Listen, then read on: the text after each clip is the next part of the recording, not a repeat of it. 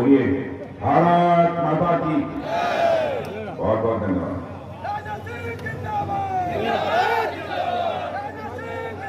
लोक जनशक्ति पार्टी के अध्यक्ष और यहाँ के सांसद श्री चिराग पासवान और भारतीय जनता पार्टी बिहार प्रदेश के अध्यक्ष और बिहार के उप मुख्यमंत्री श्री सम्राट जी चौधरी और बिहार के हमारे दूसरे उप मुख्यमंत्री श्री मान विजय कुमार जी सिन्हा, यहाँ के आपके चिर परिचित प्रत्याशी अरुण जी भारती, मंत्री बिहार सरकार श्री हरीश सहनी जी, श्री राजू तिवारी जी प्रदेश अध्यक्ष लोजपा, सुश्री श्रेयसी सिंह विधायक जमुई, श्री हुलास पांडे पूर्व विधायक एवं पार्षद बिहार संसदीय बोर्ड अध्यक्ष श्री जीवन सिंह जिलाध्यक्ष लोजपा, श्री कन्हैया सिंह जी, श्री शैलेंद्र महतो जी जिलाध्यक्ष जरी। इस सभा में मौजूद मेरे सभी सम्मानित बहनों एवं भाइयों, जहां तक मुझे याद है लगभग 3 बार जमुई की सार्वजनिक सभा को इसके पहले मैं संबोधित कर चुका हूं, लेकिन मुझे यह भी याद आता है इसके पहले जब भी मैं जमुई आया, बहन भाइयों हमारे अभिन्न मित्र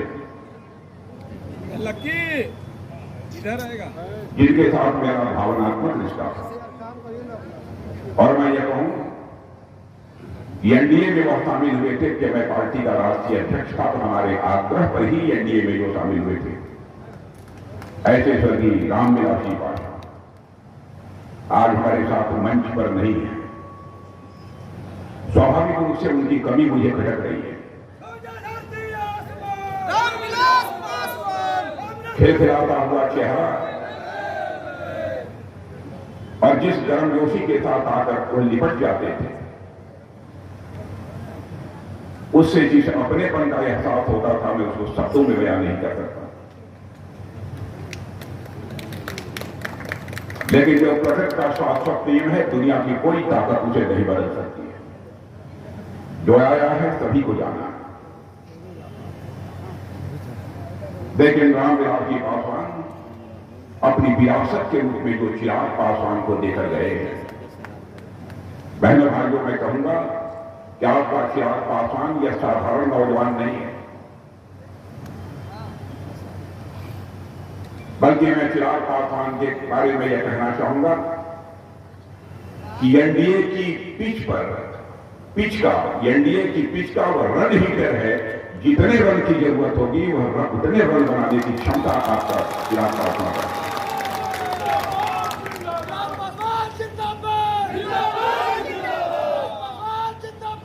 आज लोक जनशक्ति पार्टी के अध्यक्षता चिराग पासवान कर रहे हैं। मैं पूरी तरह से आश्वस्त हूं कि हमारे रामविलास जी पासवान का स्वप्न था, उस स्वप्न को वह निश्चित रूप से साकार करेंगे। आज बाबा साहब भीमराव अम्बेडकर की जयंती है, इसके लिए मैं आप सबको शुभकामनाएं देता हूं और अपनी एनडीए की तरफ से आप सबको आश्वस्त करना चाहता हूं।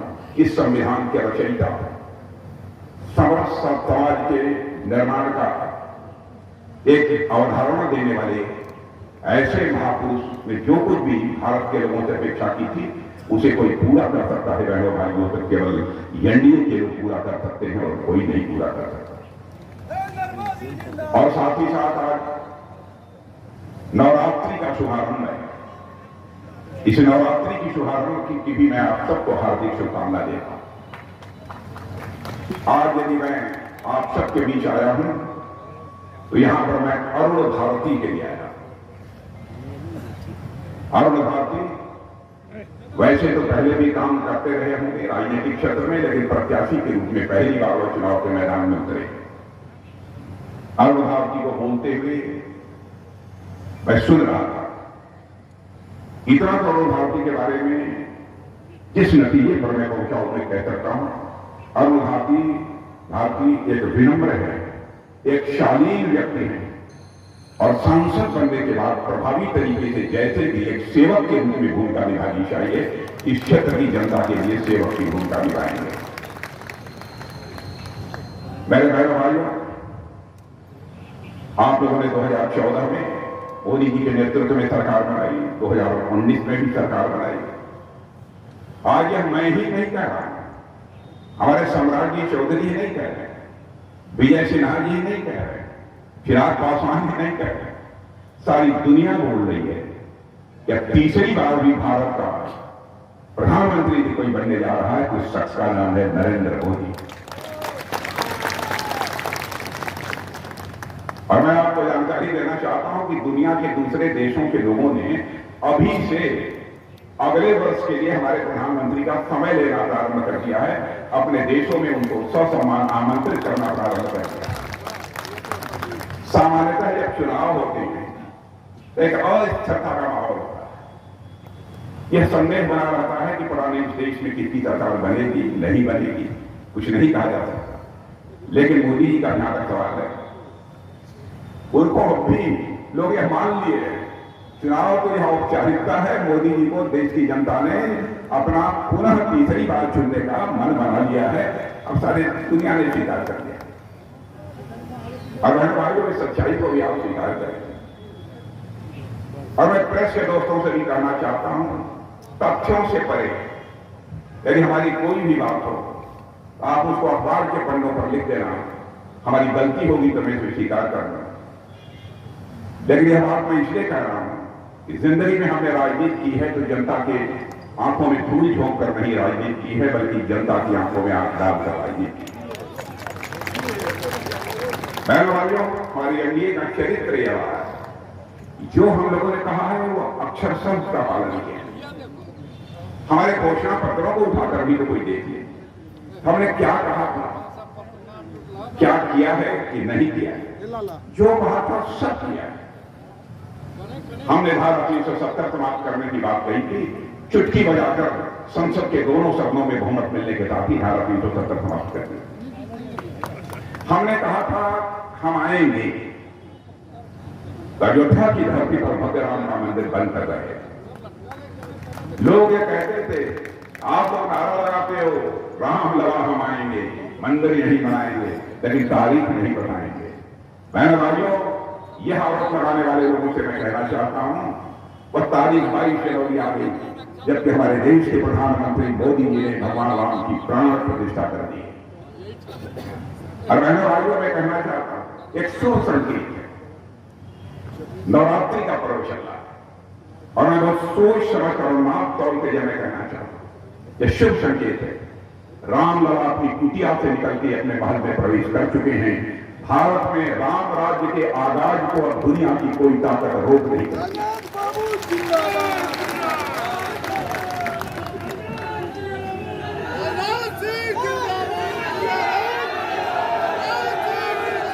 और मेरे भाइयों, राम राज्य किसे कहते हैं?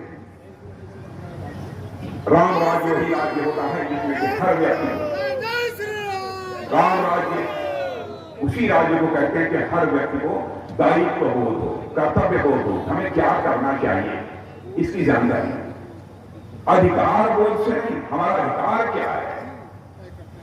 कैकेयी ने के अंदर अधिकार बोध था, हमारा यह अधिकार है, हमारा ही बेटा सिंहासन पर बैठना चाहिए। इसी कारण सारा संकट पैदा हुआ था और मर्यादा पुरुषोत्तम भगवान राम को 14 वर्षों का बर्बाद स्वीकार करना पड़ा।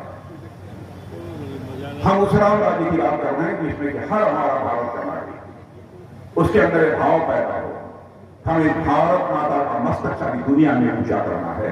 जिस दिन यह भाव पैदा हो जाएगा, भारत में राम राज्य उसी दिन आ जाएगा। बहनों भाइयों, मैं दावे के साथ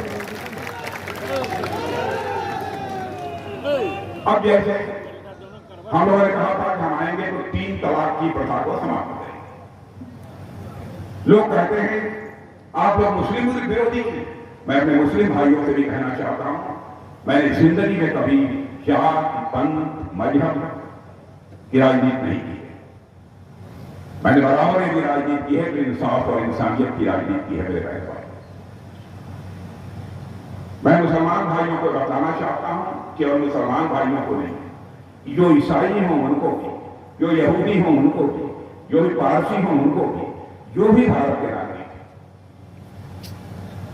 चाहे किसी भी धर्म को मानने वाली कोई माता हो, बहन हो, बेटी हो, बहनों भाइयों, कोई इसे स्वीकार करे अथवा न करे, हम सब सारे लोग, एनडीए के लोग, भारतीय जनता पार्टी के लोग उसको अपनी माता, बहन और बेटी ही मानते हैं।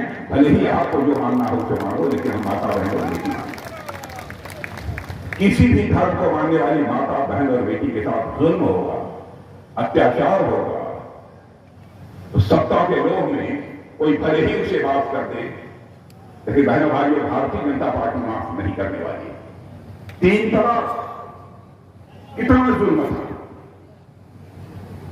मुस्लिम बहनों, शादी हुई 10 दिन के बाद खड़े होकर कोई बोल दे तलाक तलाक तलाक, और उसको छुट्टी कर दे। राजनीति के धाड़ में, सत्ता के मोह में भले ही कोई इसे स्वीकार कर ले, लेकिन हम एनडीए के लोग इसे कभी स्वीकार नहीं कर सकते बहनों भाइयों। इसलिए डंके की चोट पर हमें 3 तलाक की प्रथा को भी समाप्त।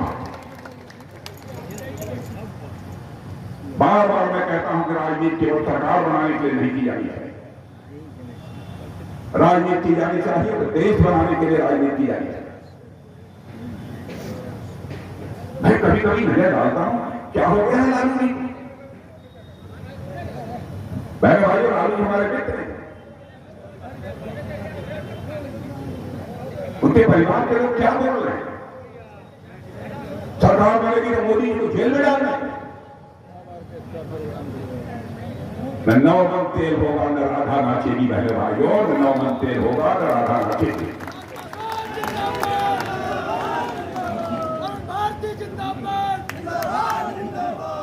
जो लोग खुद ही जेल में हो, कोई बेल पर हो, वो मोदी जी को जेल भेजे। मैं जानता हूं बिहार की जनता बहुत स्वाभिमानी जनता है, अच्छी तरह सब कुछ बर्दाश्त कर लेगी, लेकिन मोदी का जेल जाना यह हिंदुस्तान की जनता को कतई स्वीकार नहीं है। इस तरीके की बातें जो करने वाले लोग हैं उनको पूरी तरह से नकार देगी इस देश की। अब मछली नवरात्रि की बरकरार खाती हो, क्या संदेश देना चाहते हो? आपको जो खाना हो, मछली खाना हो, सुअर खाना हो, कबूतर खाना हो, हाथी खाना हो, घोड़ा खाना हो, सब खाना हो, दिखाने की जरूरत क्या है? बहनों भाइयों, केवल वोट के चक्कर तुष्टीकरण की राजनीति कहते हैं। कई खास मजहब के लोग इसके कारण हमसे खुश हो जाते, वोट देते। लालू जी मैं कहूंगा, ऐसे लोगों को संभालिए। राजनीति केवल वोट लेने के लिए नहीं होनी चाहिए। राजनीति का मतलब होता है, राजनीति के 2 शब्दों को मिलाकर बना हुआ है, राज और नीति। नीति या संस्कृत के नए धातु से बना, जिसका अर्थ होता है ले जाना, किशोर ले जाना, समाज की ओर ले जाना। ऐसा राज जो समाज को समाज की ओर ले जाने का काम करे, ऐसी व्यवस्था, ऐसी नीति, उसे ही हम राजनीति कहते हैं। लेकिन राजनीति शब्द जैसे लगता है अपना अर्थ भी खो बैठा, भाव भी खो बैठा। क्या क्या वाले लोगों ने किए? क्या आरजेडी और कांग्रेस ने? हमारी यहां सरकार बन जाएगी, 10 लाख लोगों को नौकरी देंगे। मैं बच्चों आपसे पूछना चाहता हूं, आप जितने खड़े हुए को नौकरी लोगों ने दी है कि नहीं दी है? नहीं दिया, हाथ उठाकर बताओ, दिया है कि नहीं दिया? बराबर जनता की आंखों में फूल झोंककर उनका समर्थन इन लोगों ने हासिल करने की कोशिश की है। यह कहते हैं कि हम बड़े पिछड़ों के पक्षधर हैं। मैं कहना चाहता हूं बहनों भाइयों, सच्चाई है कि पिछड़ों के लोग दुश्मन हैं। कर्पूरी ठाकुर जी ने आरक्षण की जो व्यवस्था दी थी, मैंने उत्तर प्रदेश का मुख्यमंत्री रहते उसे लागू किया था। उनके प्रति के मन में कोई सम्मान का भाव नहीं। पहली बार कर्पूरी ठाकुर को भारत रत्न से नवाजने का काम यदि किसी ने किया है तो हमारे देश के प्रधानमंत्री मोदी जी ने किया है। मेरे भाइयों, दूसरों ने किया है। ओबीसी कमीशन बना था, ओबीसी कमीशन को संवैधानिक दर्जा देना चाहिए, लंबे समय से मांग हो रही थी, लेकिन उस पर भी इन लोगों ने कभी ध्यान नहीं दिया और अपने को पिछड़ों का मसीहा साबित करने की कोशिश करते हैं। बहनों भाइयों, ऐसे लोग केवल अपना घर बनाने के लिए राजनीति करते हैं, अपना परिवार बनाने के लिए राजनीति करते हैं। लेकिन हम लोग केवल घर और परिवार बनाने के लिए राजनीति नहीं करते हैं, हम देश बनाने के लिए राजनीति करते हैं। मेरे भाई, इन लोगों ने तमाशा बना दिया। चाहे काकेकर की रिपोर्ट रही हो मंडल कमीशन, उसको ठंडे बस्ते में डाल दिया, मंडल कमीशन का विरोध किया, हर चीज का विरोध किया, फिर भी अपने को पीछों के मसीहा करते हैं। लेकिन चलिए तो था तो बच्चों को नौकरी, बच्चों को जेल होते हैं, पेपर लीक हो रहे हैं, क्या क्या इनके शासनकाल में नहीं हुआ? इस चुनाव के समय मेरे कहने वाले इन सारी हरकतों का मुंहतोड़ जवाब दिया जाना चाहिए। मैं आप सबसे निवेदन करना चाहता हूं, क्योंकि मैं इस धरती की विशेषता को जानता हूं। इस धरती की, बिहार की धरती की विशेषता है राजकुमार सिद्धार्थ को महात्मा बुद्ध बना देती है यह धरती। और इतना ही नहीं, मोहन शंकर करमचंद गांधी को महात्मा गांधी बना देती है बिहार भारत। ऐसी है इस धरती के प्रभाव को समझिए, इस धरती के महत्व को समझिए। और भारत के प्रधानमंत्री मोदी देश को जितना आगे ले जा रहे हैं, आप लोगों को पता नहीं जानकारी है कि नहीं है। आज के कुछ वर्षों पहले, 10 वर्षों पहले भारत दुनिया के मंचों पर कुछ बोलता था, दुनिया भारत की बातों को गंभीरतापूर्वक नहीं सुनती। लोग कहते थे भारत कमजोर भारत है, कमजोर देश है, हमारी बातों पर कोई ध्यान ही नहीं देता। मुझे खुद ही याद है कि पहले जब हम लोगों की बोलने की बारी होती थी तो बहुत सारे लोग जो प्रतिनिधि दूसरे देशों के होते थे उसकी चल देते थे, ठीक है भारत बोल लेगा, एक आध दो और कमजोर देश बोल लेंगे, उसके बाद आकर हम लोग बैठेंगे। लेकिन बहनों भाइयों, आज आपको जानकर खुशी होगी, अंतर्राष्ट्रीय मंचों पर, दुनिया के मंचों पर आज यदि भारत कुछ बोलता है, सारी दुनिया कान खोलकर सुनती है कि भारत बोल क्या रहा है। यह भारत की हैसियत। मैं घटना बताना चाहता हूं। कतर में, कतर देश का नाम आप लोगों ने सुना होगा। कतर देश में हमारे नौसेना नेवी के कुछ अधिकारी, रिटायर्ड जो थे, पूर्व अधिकारियों को किसी कंपनी में, कतर में काम करते थे, किसी प्राइवेट कंपनी में, वहां की अदालत ने उनको फांसी की सजा दी। मैंने कहा प्रधानमंत्री से, तब सारे लोग बहुत चिंतित हुए। हर के बावजूद वो भारतवासी है, उनको बचाना ये हमारा नैतिक दायित्व है। बहनों भाइयों, हमारे प्रधानमंत्री का कलेजा देखिए, उन्होंने टेलीफोन उठाया और कतर के राष्ट्रपति से बात की, और उसका परिणाम यह निकला कि 2-3 दिन के अंदर ही हमारे जो नौसेना के पूर्व अधिकारी कतर की जेलों में बंद थे, उनकी सजा को कतर के राष्ट्रपति ने माफ कर दिया और तब तक भारत लौटाए। यह है भारत की ताकत, यह है भारत की ताकत। इसलिए मैं आप सबसे अपील कर रहा है, योजनाओं के लिए मैं चर्चा करूंगा, किसको घर मिला, कहां पानी गया, किसके घर में कितने शौचालय बने, ये तो बहुत लंबी बात हो जाएगी, लंबा समय लगेगा इसमें। आगे हमको एक स्थान पर जाना भी है, 2 स्थानों पर, बिहार में भी एक सभा और उसके बाद पश्चिम बंगाल की एक सभा को मुझे संबोधित करना। इसलिए मैं आप लोगों से अपील करता हूं, भाइयों भाइयों, एनडीए को मजबूत बनाइए।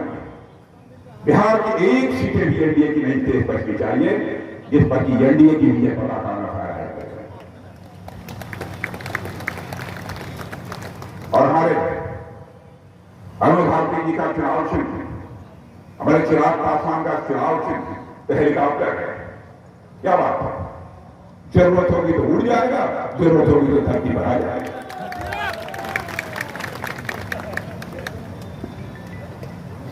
तो उस पर मोहर लगाइए और भारी मत को भी दिलाइए।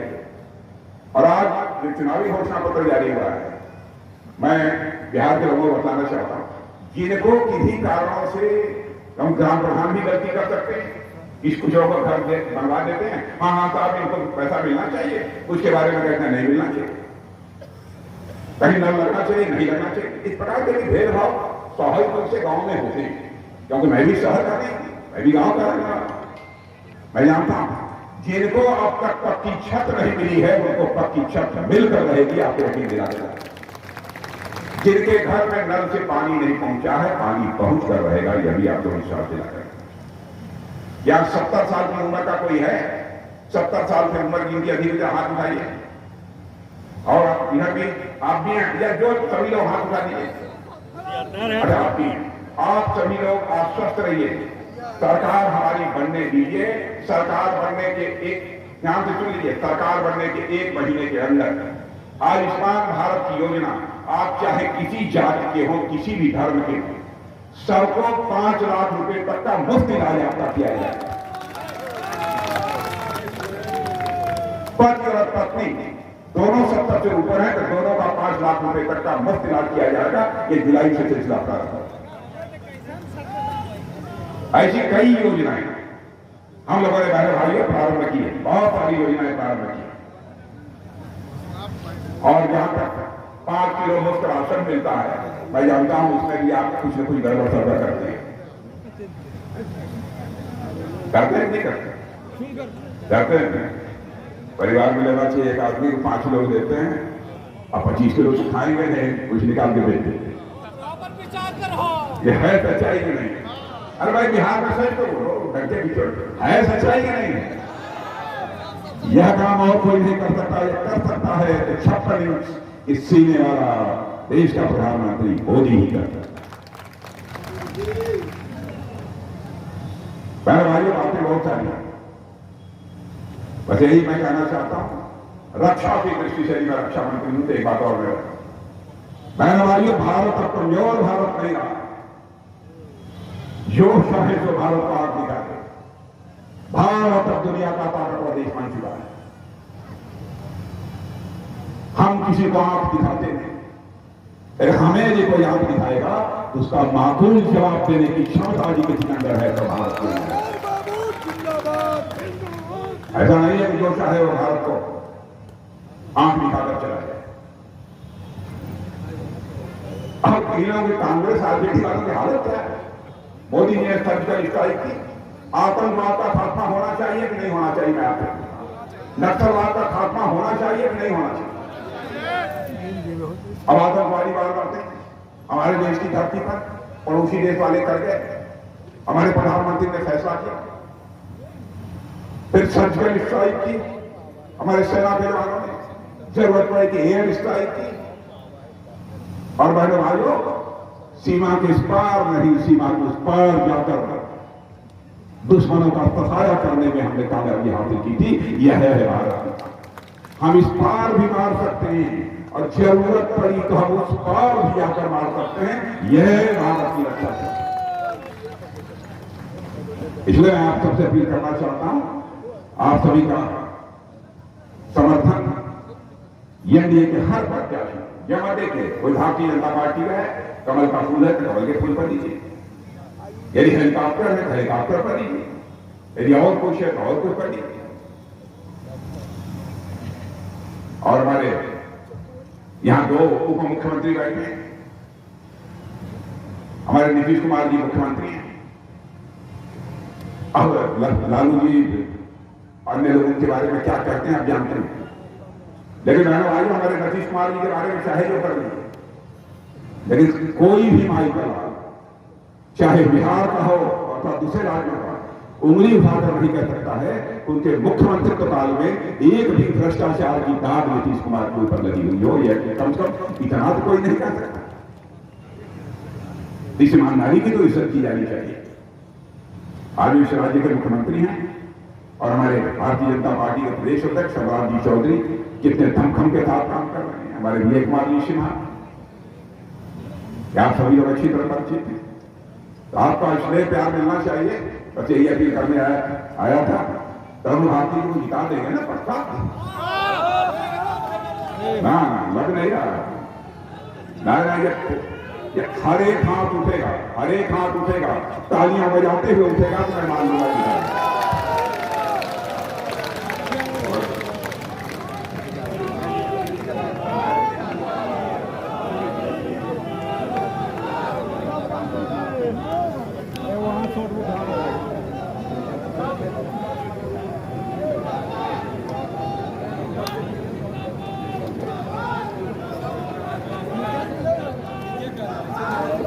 बहुत बहुत धन्यवाद।